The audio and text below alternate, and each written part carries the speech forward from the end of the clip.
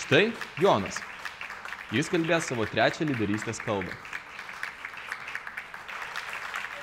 Šiandien noriu Jums papasakoti apie Žalgirio mūšio strategijos pritaikymą šiuolaikiniame versle. Vytautas Didysis, šių laikų vykdantisis... Ar matote?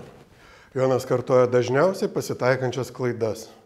Klaidas, kurių nepastebime ir jas kartojame vėl ir vėl ir vėl. Štai žiūrėkite. Jonas atsirėmęs į tribūną ir palinkęs link auditorijos. Tai galima suprasti kaip agresijos požymį, o agresija priešiškai nuteikia klausytojus. Na ir žinoma, bene dažniausiai pasitaikanti klaida.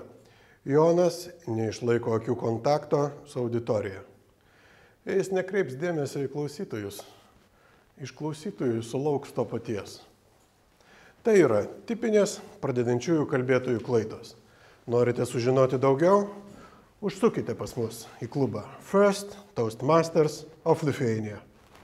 Pertvarkydamas paukščių pieno saldainių fabriką, atliktų šiuos 3 žingsnius.